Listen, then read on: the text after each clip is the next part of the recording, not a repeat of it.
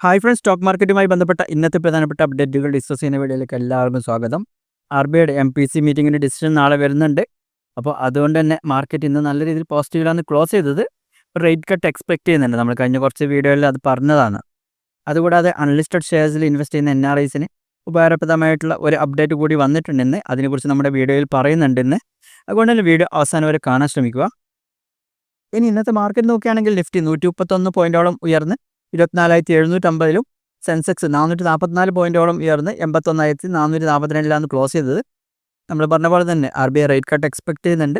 ഏകദേശം 25 മുതൽ 50 BPS വരെ റേറ്റ് കട്ട് എക്സ്പെക്ട് ചെയ്യുന്നുണ്ട്. നാളെയാണ് അതിൻ്റെ ഡിസിഷൻ വരുന്നത്. അതുകൂടാതെ വീക്കായിട്ടുള്ള US ഡോളറും ഇന്ത്യയിലേക്കുള്ള ഒരു ഫണ്ട് ഫ്ലോക്ക് കാരണമായിട്ടുണ്ട്. അതുകൊണ്ട് തന്നെയാണ് കഴിഞ്ഞ കുറച്ച് നാളായിട്ട് ഇന്ത്യൻ മാർക്കറ്റ് ഉയർന്നു വരുന്നത്.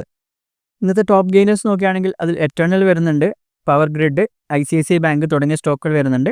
ടോപ്പ് ലോസേഴ്സിൽ ഇൻഡസ്ഇൻഡ് ബാങ്ക് ഏകദേശം 1.35% ഡൗൺ ആയിരുന്നു. അതുകൂടാതെ axis bank, Bajaj Finserv, Bajaj finance തുടങ്ങിയ സ്റ്റോക്കുകളും ഇന്ന് ഡൗൺ ആയിട്ടാണ് ക്ലോസ് ചെയ്തത്. ഇനി സെക്ടർ വൈസ് നോക്കുകയാണെങ്കിൽ BSE റിയൽറ്റി സെക്ടർ 1.82% അപ്പായിരുന്നു. ഇനി നെഗറ്റീവ് ക്ലോസ് ചെയ്ത സെക്ടറുകൾ നോക്കുകയാണെങ്കിൽ PSU bank 0.5%, media sector 0.23% down ആയിട്ടാണ് ക്ലോസ് ചെയ്തത്. ഇന്നത്തെ അഡ്വാൻസ് ഡിക്ലൈൻ റേഷ്യോ നോക്കുകയാണെങ്കിൽ 1738 സ്റ്റോക്കുകൾ പോസിറ്റീവ് ക്ലോസ് ചെയ്തപ്പോൾ 1144 സ്റ്റോക്കുകൾ മാത്രമാണ് നെഗറ്റീവിൽ ക്ലോസ് ചെയ്തത്. ഇന്ത്യ വിക്സും ഡൗൺ ആയിട്ടുണ്ട്. 4.21% താഴ്ന്ന് 15.08 ഇപ്പോൾ ഉള്ളത്. ഇനി നമുക്ക് മറ്റു പ്രധാനപ്പെട്ട അപ്ഡേറ്റുകളിലേക്ക് കിടക്കാം. അടുത്ത ഭാഗത്തേക്ക് പോകുന്നതിന് മുമ്പ് നിങ്ങൾ മറന്നുപോയ ചെറിയൊരു കാര്യം ഓർമ്മിപ്പിച്ച ശേഷം മുമ്പോട്ട് പോകാം. നിങ്ങൾ വീഡിയോ ഇതുവരെ ലൈക്ക് ചെയ്തിട്ടില്ല, അപ്പോൾ ഇപ്പോൾ തന്നെ ഒന്ന് വീഡിയോ ലൈക്ക് ചെയ്ത് വെക്കുക. കൂടാതെ ചാനൽ ഒന്ന് സബ്സ്ക്രൈബ് ചെയ്ത് വെച്ചാൽ ഇതുപോലുള്ള കൂടുതൽ വീഡിയോസ് അപ്ലോഡ് ചെയ്യുമ്പോൾ നിങ്ങൾക്ക് അതിൻ്റെ നോട്ടിഫിക്കേഷൻ ലഭിക്കാൻ നിങ്ങളത് സഹായിക്കും.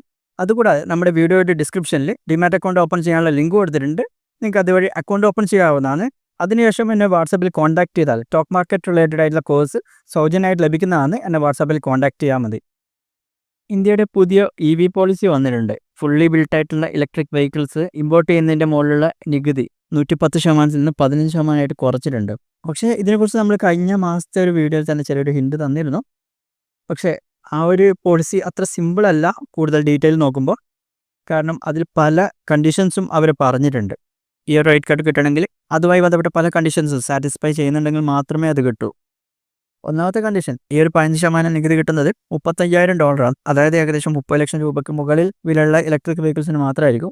ലോ കോസ്റ്റ് ഇലക്ട്രിക് വെഹിക്കിൾസിന് മുകളിൽ ഈ ഒരു ബെനിഫിറ്റ് കിട്ടില്ല. പിന്നെ നമ്പർ ഓഫ് വെഹിക്കിൾസ് ഇമ്പോർട്ട് ചെയ്യുന്നതിലും ക്യാപ്പ് വെച്ചിട്ടുണ്ട്. ഏകദേശം ഒരു വർഷത്തിൽ 8000 യൂണിറ്റ്സ് ആണ്. മറ്റു പല കണ്ടീഷൻസും ഇതിനോടൊപ്പം ഉണ്ട്. അതായത് അവർ ലോക്കലി മാനുഫാക്ചറിങ് ചെയ്യണം എന്നാൽ മാത്രമേ ഇതിൽ ക്വാളിഫൈ ചെയ്യൂ. പിന്നെ അതുമായി ബന്ധപ്പെട്ട റവന്യൂ ടാർഗറ്റ്സും കൊടുത്തിട്ടുണ്ട്. കൂടാതെ ലോക്കൽ പ്രൊഡക്ഷൻ പ്ലാൻസ് 3 വർഷത്തിനുള്ളിൽ സെറ്റപ്പ് ചെയ്യണം. 3 വർഷത്തിൽ അത് 25% ലോക്കൽ വാല്യൂ അഡീഷൻ ചെയ്യണം. 5 വർഷത്തിൽ അത് 50% ഉയർത്തണം. പിന്നെ ഇതിലുള്ള മാക്സിമം ബെനിഫിറ്റും ക്യാപ്പ് ചെയ്തിട്ടുണ്ട്. 6454 കോടിയോ അല്ലെങ്കിൽ ആക്ച്വൽ ഇൻവെസ്റ്റ്മെൻറ്റോ ഏതാണ് കുറവ് അതായിരിക്കും ക്യാപ്പിംഗ്.